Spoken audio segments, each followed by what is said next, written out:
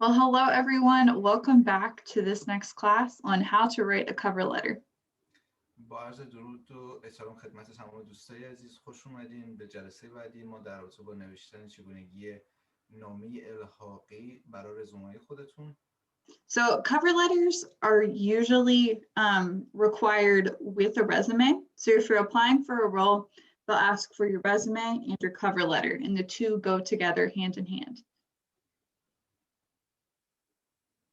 همونجوری که از اسمش مشخص است، نامه‌های الحاقی معمولاً همراه رزومه کاری میره. وقتی که برای کاری ثبت نام میکنین، نامه‌نویسی میکنین و رزومتون رو میفرستین، معمولاً ازتون نامه الحاقی رو هم درخواست میکنن که توضیحات بیشتری رو توش میتونی ارائه کنی.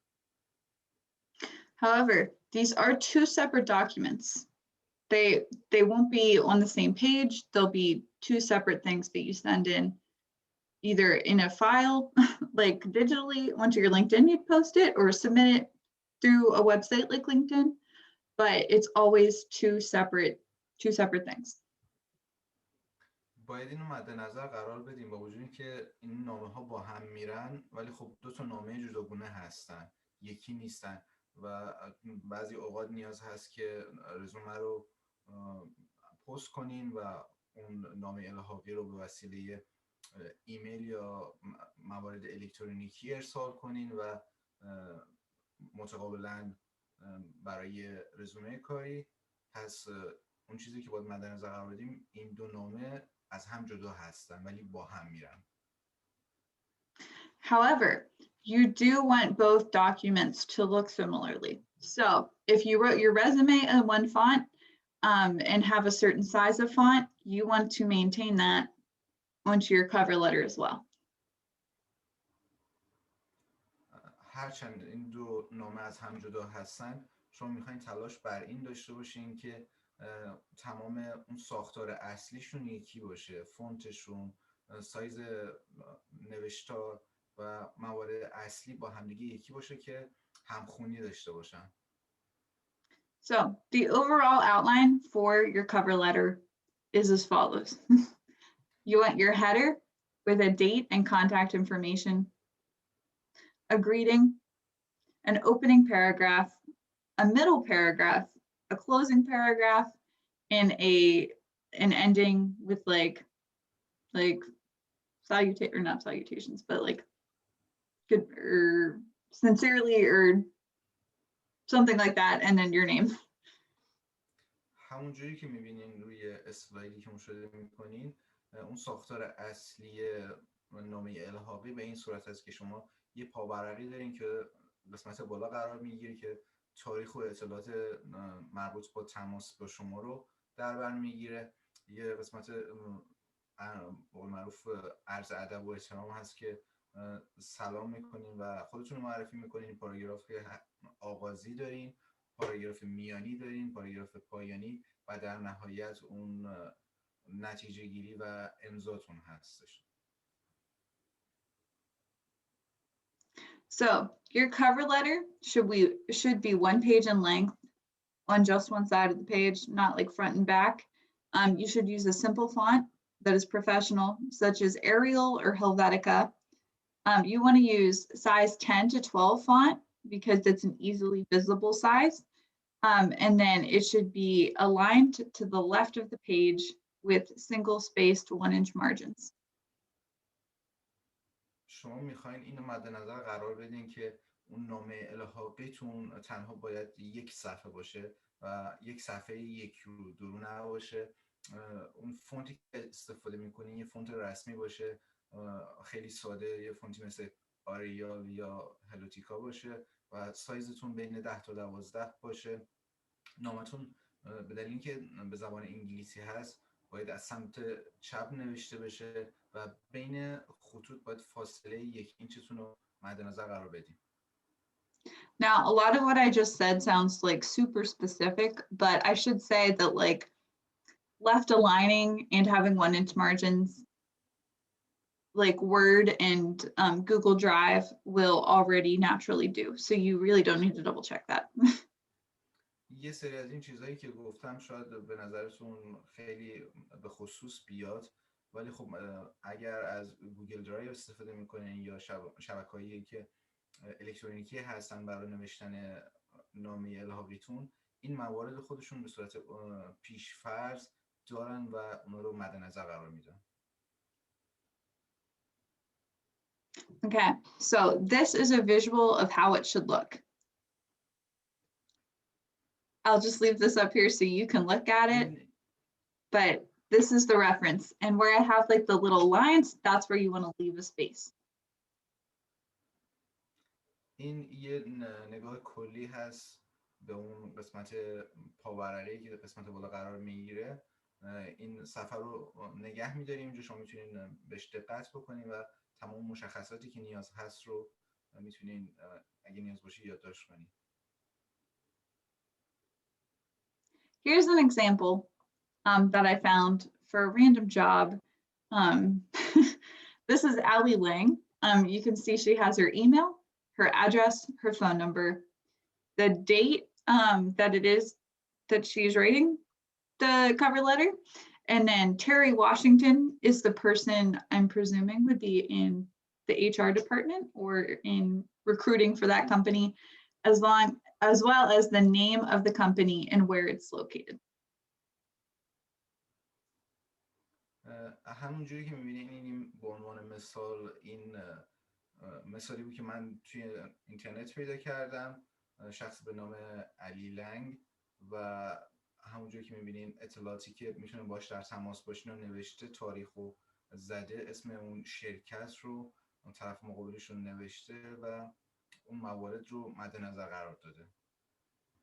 Next, you would like to include a greeting in your cover letter, such as dear, whatever the position's name is, or like the position title. So like if it's a manager, say manager, or you could say hello.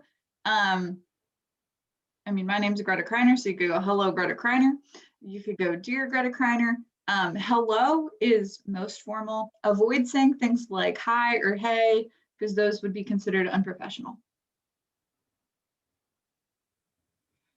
مورد بعدی که میخوایم بررسی کنیم یه جورایی خوش آمدگویی یا احترامات رسمی هستش که برای این قسمت از مواردی مثل جناب یا سلام سعی میکنیم با احترام باشه، ولی خب خیلی خودمونی و غیر رسمی نباشه، چون داریم یه کار رسمی رو نام نویسی میکنیم و برای شغلی که میخوایم انجام بدیم نیاز است که به صورت رسمی اقدامات رو انجام بدیم. Next, you want to include an opening paragraph. برای قسمت بعدی میخوایم که اون پاراگراف آغازین رو داشته باشیم. In that paragraph, you need to include the job title that you're applying for, where you first saw the posting. This is helpful for businesses because it helps them track like where they're advertising jobs at, and they generally just like to know that. Especially if you heard it from a connection within the company, that's also really good to include. So I heard this from Jan in accounting that this role was available. That's a beneficial thing for you to mention. مواردی که اینجا باید مد نظر قرار بدیم، یکی اون شغلی رو که میخوایم خودمون انجام بدیم به صورت خاص اسمش رو بنویسیم که چه شغلی هست، اینکه اعلامیه اون مربوط به اون شغل رو کجا دریافت کردیم، اگه به صورت اینترنتی بود، اگه از کسی شنیدیم، اینا رو بیان کنیم. این خوبه برای کمپانی ها، چرا که میتونن پیگیر بشن ببینن کجا بیشتر مردم بهش دسترسی دارن، یا اگر دوستتون بوده بهتون گفته میتونه برای شما مفید واقع بشه. Next, explain your specific interest in the role and the company so that the person reading it understands that you have done the research and have a genuine interest in the company. مورد بعدی اینه که اون چیزی رو که بهش علاقه‌مند هستین تو اون شغل، تو اون سمت انجام بدین رو بیان کنین و به طور خاص بهش اشاره کنین و حتی اگر جستجویی کردین در مورد اون شرکت اونجا مطرح بشه که اون شخصی که استخدام میکنه بدون شما خیلی مشتاق هستین و تمام اطلاعات رو پیگیری کردین. Next, briefly state the main experiences or qualifications you have that would make you a good fit for the role. و مورد بعدی اینه که اون مدارکی رو که دارین اعلام کنین، بنویسین که چرا اون مدارک باعث میشن شما بازده بهتری داشته باشین، برای این کار شخص بهتری باشین، اون رابطه‌ش رو با اون شغل معین کنید. And then next, the first section of your cover letter is also where you're making a first impression with the person reading it. So it's good to like gain their attention quickly and succinctly. و مورد بعدی اینه که شما وقتی که یه نامه الحاقی میفرستین، تو اون بخش اولین تاثیر، اولین اون برداشت از شما اونجا انجام میشه و این خیلی مهمه که اون برداشت مثبت و مناسبی باشه و از همون ابتدای کار هرچند جزئی اون برداشت رو تاثیر مثبتی برای آینده کاری شما داشته باشه. So here's an example. I'm excited to apply for the graphic designer position at Cloud Clearwater I found on Indeed. I understand you're currently adding several new product lines, and I believe my skills in video and animation provided a significant advantage for creating a successful launch. As a longtime fan of your products, I'm thrilled at the opportunity to bring my unique style and passion for beach art to the company. اینجا میتونین مثالی رو ببینین که در رابطه با پاراگراف آغازین زده شده. گفته شده که من بسیار پر اشتیاق و خرسند هستم که برای این شغل در سمت طراحی گرافیکی در شرکت ابرهای آبهای زلال که در برنامه ایندید یافتم نامه‌نویسی کنم. متوجه هستم که شما در حال حاضر چندین محصول جدید رو به خط تولید اضافه کردین و من بر این باورم که مهارت‌های من در زمینه ویدیو و انیمیشن برتری بالایی رو برای رونمایی و ارائه محصولات شما در آینده خواهد داشت. به عنوان شخصی که مصرف کننده دراز مدت محصولات شما می باشم، من خرسندم که این موقعیت رو خواهم داشت که اون استایل و توانایی شخصی خودم و اشتیاق و انگیزه خودم رو برای محصولات ساحلی شما به این شرکت ارائه کنم. So let's look at some things that this person did really well. First off, very first line, they say that they're applying for the graphic designer position at the company's name. Make sure you have the right name. الان بیایم با هم دیگه دقت کنیم چه قسمت‌های این شخص به صورت صحیح انجام داده. گفته شده که میخواد طراح گرافیک باشه و برای چه شرکتی؟ شرکت ابرهای آبهای زلال که داخل ایندید هست نامه‌نویسی کنه، یعنی که اسم اون جایی هم که شرکت رو پیدا کرده داره بیان میکنه. Yep. They also say they found it on Indeed. That's also very important to note. همونجوری که گفته شده که در ایندید پیدا کرده و این خیلی خوبه که بیان کنیم. The next part is done very well. They say why their skills would be a benefit to the company. They're saying it would be to the company's advantage to hire them because of the skill they could provide. خط بعد اعلام میکنه که چرا اون مهارتش به درد اون شرکت میخوره، چرا باعث میشه که اون شرکت از این مهارت‌هایی که این شخص داره بهره ببره و باعث بشه که اون استخدام کنن. It's important to note they're not like, oh, I really need this job to provide a nice home for my cat. Like they're not begging for the job. They're explaining why they would be beneficial to have as part of the company. اینو باید من در نظر قرار بدین که اینجا نمیاد برای کار تمنا کنه، التماس کنه و بخواد خواهش کنه که آره این کارو بهم بدین که خرج زندگیمو بدم، من برای گربم خرید کنم. داره در مورد اون علاقه‌مندیاش در مورد کار صحبت میکنه و اون توانایی، اون مهارتی رو که داره تو این زمینه اعلام میکنه، داره خودشو میفروشه، یه جورایی اون تواناییش رو داره میفروشه. And then the next very important thing I think to list it or to note is that they say that they've tried the product. If you are able to try a product or service related to a company that you're applying for a job at, do it. مورد بعدی که اینجا میبینین داره میگه شخص مصرف کننده هستم. اگر شما میتونیم اون شرکتی که میخوایم بریم ثبت نام کنیم نام‌نویسی کنیم، اگه میتونین محصولشون رو استفاده کنین حتما این کار رو انجام بدین، چرا که اون مزایای خودش رو به همراه خواهد داشت. Now there are exceptions to this. Like if you're applying for a job at, this sounds like a swimming suit company, you are able to try that product. However, if you were applying for a job as an engineer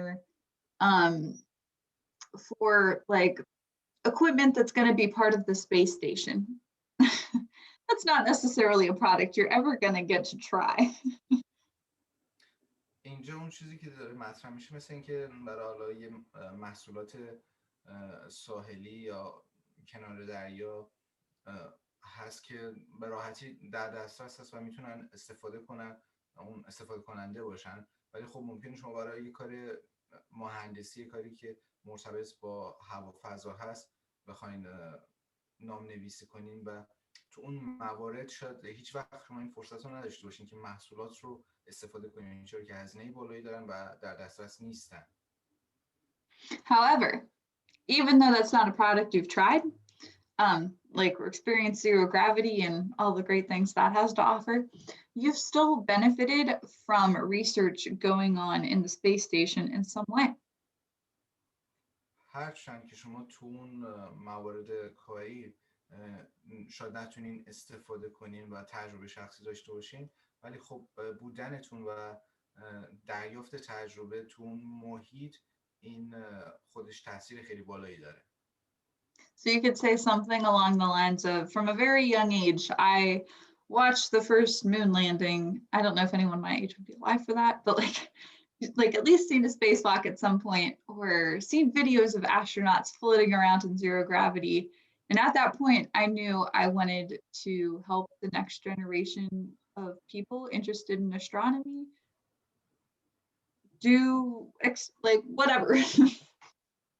حداقل میتونین اینو اعلام کنین که آره از همون بچگی من علاقه‌مند بودم با اشخاصی که به فضا میرفتن، فیلم‌های مرتبط با فضانوردی رو دنبال کردم و این اشتیاق، اون علاقه خودتون رو نشون بدین که حداقل کاری که میتونستین انجام بدین رو انجام دادین و دنبال این هستی که بیشتر از اون رو قدم بردارین. It doesn't have to be an obvious example sometimes. You can just be a little creative, like in the example of like the space station. نیازی نیست که حالا خیلی کاربردی باشه، میتونه خیلی ساده همون شبکه فضایی، حالا برنامه‌هایی که نگاه کردین باشه. Okay, so next is our second paragraph. This, oh.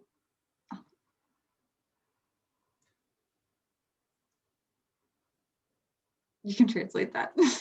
اوکی. مورد بعدی اون پاراگراف دوممون هستش.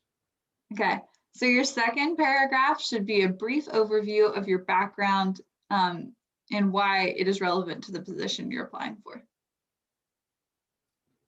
پاراگراف دوممون باید یه خلاصه از پیش زمینه کاریمون باشه و اینکه چرا این شغل با هم مرتبطه. So include any key achievements, skills, specialties, anything like that that makes you particularly suited to perform well in that position.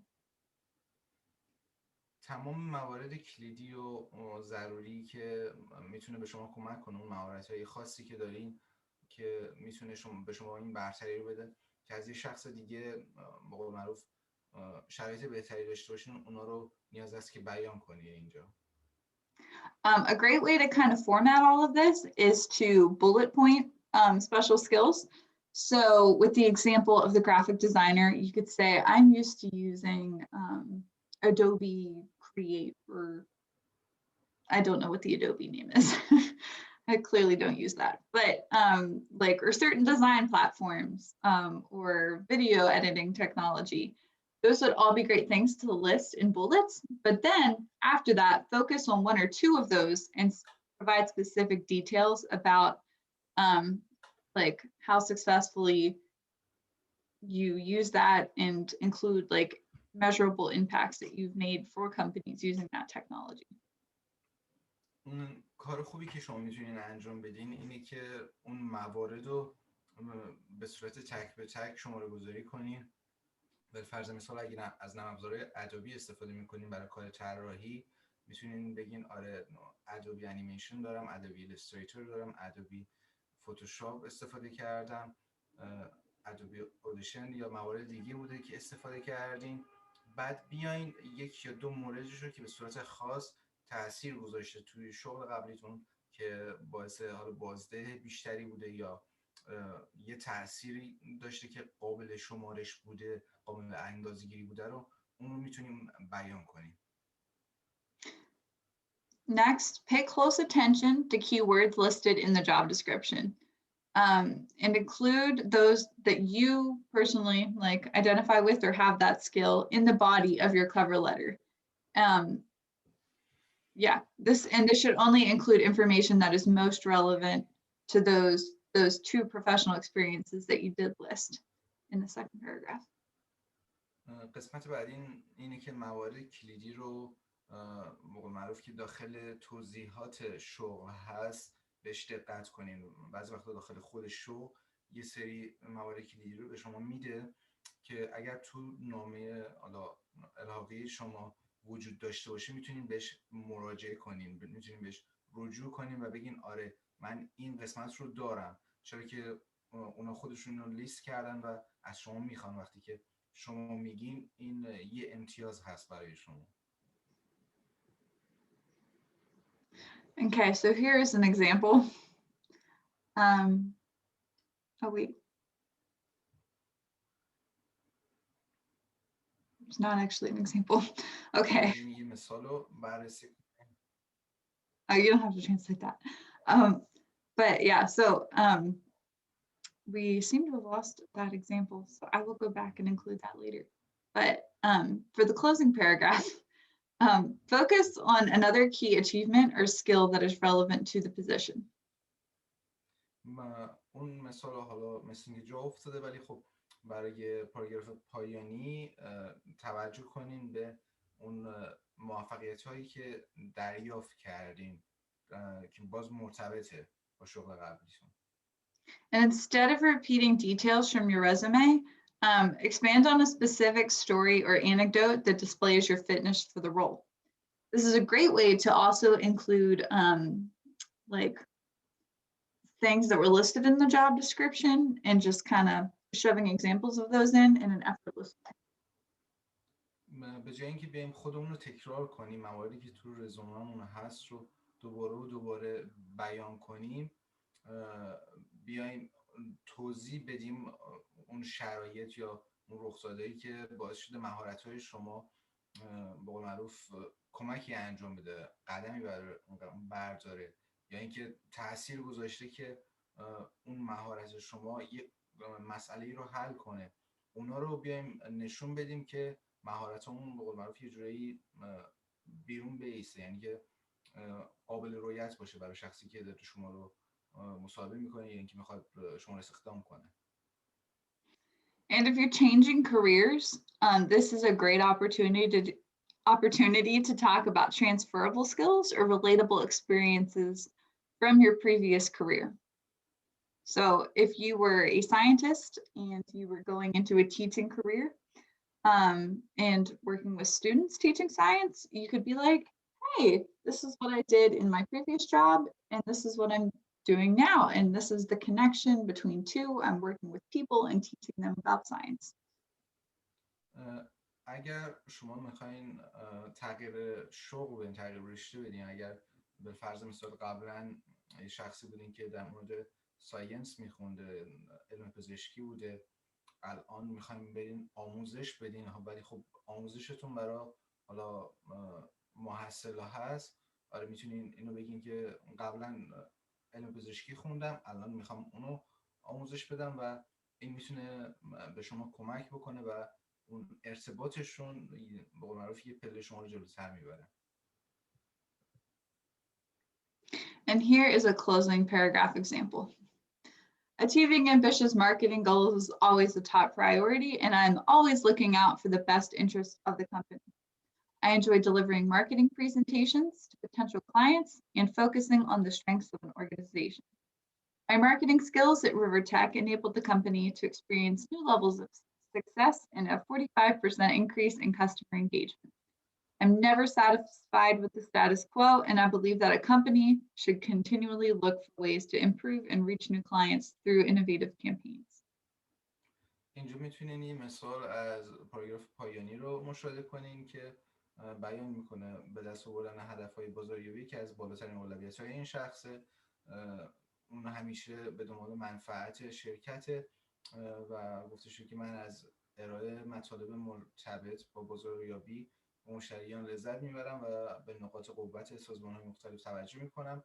مهارت‌های من در شرکت رودخانه تکنولوژی امکان رو براشون ایجاد نمود که موفق بشن، موفق جدیدی رو به دست بیارن با مقدار 45% افزایش در تعامل با مشتریان و هیچ وقت با سطح ثابت رضایتمند نمیشم و به این باور دارم که شرکت‌ها میبایست دائما به دنبال راه‌های بهبودسازی و دسترسی به مشتریان از طریق همایش‌ها و فعالیت‌های مختلف داشته باشند.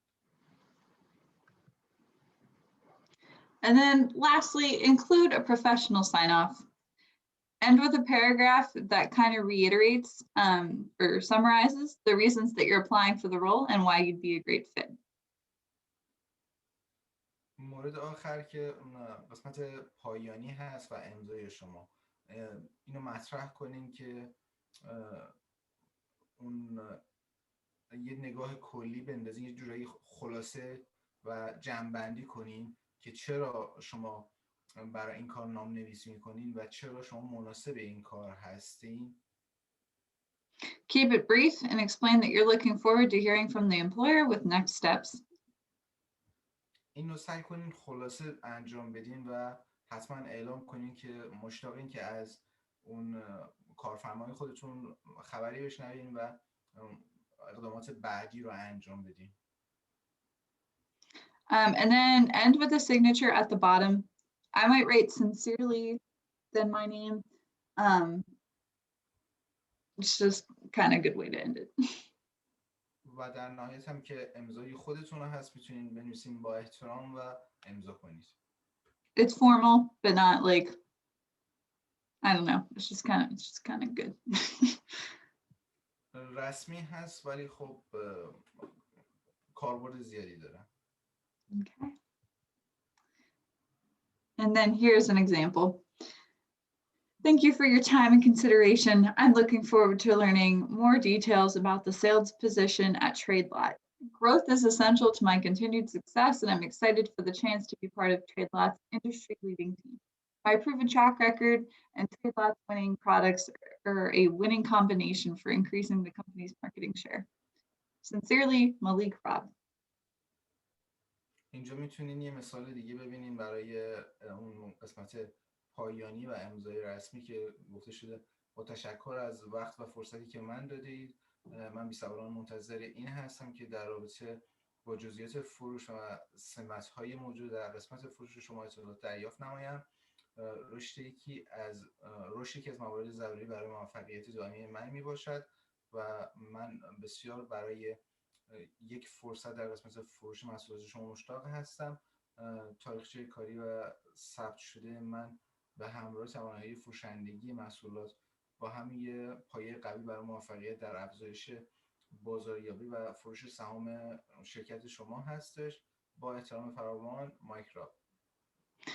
The only thing I will kind of say about this that I'm not a huge fan of is make sure you're not just saying like general filling things or things that just are kind of empty phrases. چیزی که میخوایم مد نظر قرار بدیم، سعی کنیم موارد پوچ و بی‌معنی رو اینجا نذاریم فقط برای که کاغذ سیاه بکنیم یا اینکه یه صفحه رو پر کنیم. سعی کنیم موارد پرمحتوا رو اینجا قرار بدیم. People reading through resumes or in cover letters like this are reading a lot, and they can quickly see if something is not genuine and kind of empty. اشخاصی که این نامه ها رو میخونن معمولا اشخاصی هستن که این شغلشون هست و همون اول نامه به قول معروف میتونن تشخیص بدن که این نامه یه نامه‌ای که به قول معروف اوریجیناله و پای و اساس داره و یا اینکه فقط موارد پوچ و بی‌معنی توش هست. Being genuine, clear, and concise is what will take you far. متفاوت بودن و به قول معروف اون چیزی که می‌نویسی متعلق به خودتون بودن اون چیزی هست که شما رو یه قدم جلوتر میبره و باعث موفقیت شما میشه. Oh my goodness, I'm skipping slides. An example with a job description and cover letter to go with it is right below. So yeah. مثالی رو داریم مشاهده میکنیم که در رابطه با حالا یه توضیحات مرتبط با شغل اعلامیه رو داریم اینجا اعلامیه رو میبینیم و بعد از اون میریم که حالا اون نامه الحاقی رو مشاهده کنیم. And then Hadi, if you just want to read the Farsi slide, like for people who may be looking at it so they can understand, but I don't think I need to read through this whole thing. این قسمت رو من براشون بخوام بخونم اون توضیحات مرتبط با شغل این اعلامیه‌ای هست که اعلام کرده دنبال یه مدیر میگردن میخواد که هماهنگی کارمندا رو انجام بده با تقویم سر و کار داره مسائل حمل و نقل رو باید بررسی کنه و مد نظر بگیره اعلام کردن که داشتن مهارت بالای مشارکت با دیگران معاشرت با دیگران قابل توجه هست و توجه به جزئیات و رفع مشکلات این خیلی مهمه 5 تا سابقه کار خواستن و توان مدیریت توی حجم بالا رو اعلام کردن این موارد کلیدی بود که قبلا در موردش صحبت کردیم اینجا گفته که باید دیپلم داشته باشه سابقه کار داشته باشه از نرم افزارهای مایکروسافت بتونه استفاده کنه انگیزه شخصی داشته بتونه به صورت فردی مفید باشه این کار بکنه و در نهایت بتونه به صورت تیمی کار کنه ولی خب نیاز نباشه که دائما اونو هول بدیم با کمترین میزان نظارت بتونه کارشو پیش ببره. So that's the description. Then here is the letter that the person wrote in response to that. And you can see that they included key phrases from the description into their cover letter.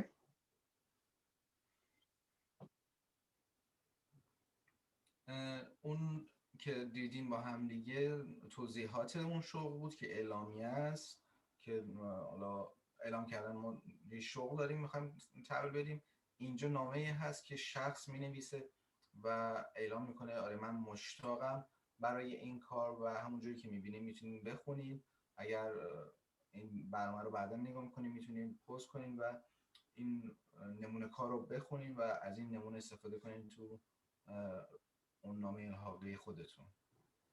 So in your cover letter, you will also have like that big old heading that we talked about at the very beginning.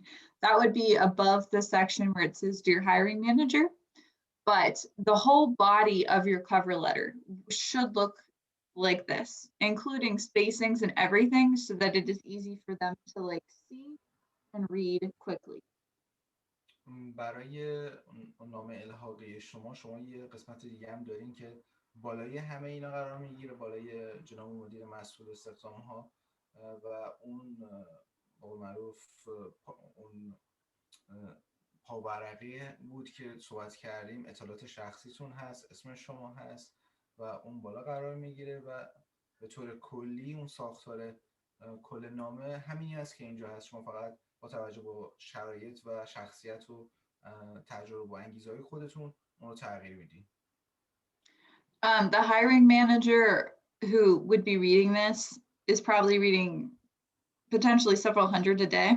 So the easier it is to see and read and get your point across in a clear and concise way, the better chance you have at landing the job. اون مدیر مسئولی که استخدام رو انجام میده این کارش این هست که نامه ها رو بخونه و مسلما روزی چندین نامه میخونه و خیلی ساده متوجه میشه که کی چی کاره هست و بهترین روش برای اینکه کارمون رو انجام بدیم و استخدام بشیم اینه که صادقانه و به صورت شخصی این نامه رو خودمون بنویسیم، کپی نباشه و بتونیم قدم بعدی رو برداریم. And then final notes, customize your header based on your application format. Avoid generic references to your abilities.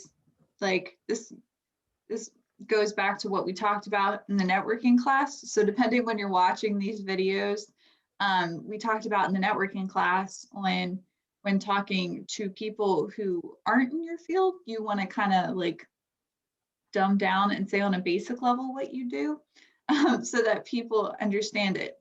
And the same is here too. You don't want to use a bunch of jargon specifically related to your field because the hiring manager might not be someone in that field. They're just hiring generally for the whole company. اینجا اون قسمت نهایی هست، مواردی که میتونیم ما یادداشت برداری کنیم. پاورقیمون رو با توجه با مسائل شخصی و اطلاعات شخصی و اون شغلی که براش نام‌نویسی میکنیم به قول معروف شخصی سازی کنیم. از گفتن اون توانایی‌های عادی و سطح پایین، اون توانایی که به قول معروف رایج هست خودداری کنیم، چرا که شاید نیازی نباشه.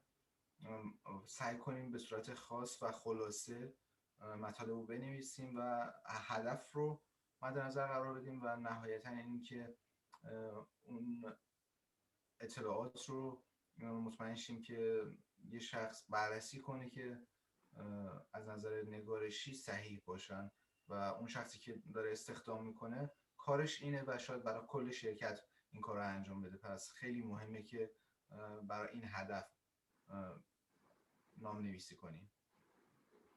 Lastly, keep it short, clear, and concise. Get to your point quickly, and then proofread before you submit. همونجوری که گفتم مطمئن شید خلاصه می‌نویسین، به هدف بزنین و حتما از نظر نگارشی اون رو بررسی کنین قبل از اینکه نامه رو ارسال کنین.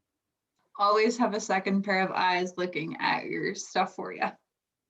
همیشه یه جفت چشم دیگه باشه که این نامه رو نگاه کنه و اطمینان خاطر حاصل کنه که همه چیز صحیح هست. And especially because if a hiring manager is reading this quickly and they notice like words might not necessarily like be in the right order or like don't make sense, they might wrongfully misinterpret that you are not qualified for the role. And that's clearly not the truth. Like it might just be that you just needed a second pair of eyes to look at it. اینو مد نظر قرار بدین که اگر احیانا اشتباه نگارشی داشته باشین ممکنه به اشتباه مسئول استخدام ها اون نامه شما رو رد بکنه، چرا که میبینه شما اشتباه دارین. فکر میکنن شاید شما برای اون کار به قول معروف تخصصتون وقتی که یه نوشته رو اشتباه تحویل میدین شاید شخص مناسبی نیستین، در حالی که ممکنه فقط یه اشتباه جزئی باشه و خیلی مهمه که اونو به شخص دوم نشون بدین که براتون چک بکنه و مطمئن بشه که از نظر نگارشی صحیح هست. And then final thoughts with a cover letter. Just like with your resume, you always have like a kind of like a master document resume with every experience you've had. And then when you apply for a role, you customize it and make it more specific and might even alter the words a little bit to provide like better examples of why you would be good for that role with that resume. وقتی که رزومه یا نامه الحاقی رو می‌نویسین خوبه که حالا بگردین پیدا کنین مبارزهای دیگر رو، ولی خب حتما مطمئن شین اون با توجه به اون کار و هویت خودتون اونو شخصی سازی کنین و جوری اونو مطرح کنین که شماره شامل بشه، فقط یه نمونه برداری نباشه و یه چیز کاملا شخصی باشه. The same is true with your cover letter. Have your cover letter done like a generic version, and then like just even with the outline of everything, because the outline is very specific and can sometimes, if you're typing it over and over again, can feel like it takes forever to do. So have that done already, and then you just need to fill in the inner space and customize that to the role. همینطور با رزومه کاری شما میتونین از نمونه هایی که هستند، ساختار و چارچوب اصلی رو دارن استفاده کنین و موارد خودتون، اطلاعات خودتون رو وارد کنین، جایگزین کنین، چرا که بعضی وقتا این نوشتن ساختار یه جورایی کار تکراری هست و خسته کننده ممکنه باشه و شما میتونین به راحتی از ساختاری که الان هست استفاده کنین، ولی خب حتما اونا رو تغییر بدین متوجه به نیاز خودتون. And this way, if you're applying for a role, you don't feel rushed, like you're doing it last minute. Because you already have like master documents with everything beforehand, you're giving yourself more time to even send it out to a second pair of eyes to like look at it for you and provide feedback. این خوب است که همیشه این کار رو انجام میدیم و دائما به روز داشته باشیم این مطالب رو، چون که اگه بخوام یه وقت برای کاری نام نویسی کنیم اینجوری نیست که لحظه آخر انجام بدیم و با عجله باشه و چون یه مجموعه کامل از اطلاعات رو داریم میتونیم با توجه به اون کاری که میخوایم ثبت نام کنیم اون رو تغییر بدیم و ارسال کنیم.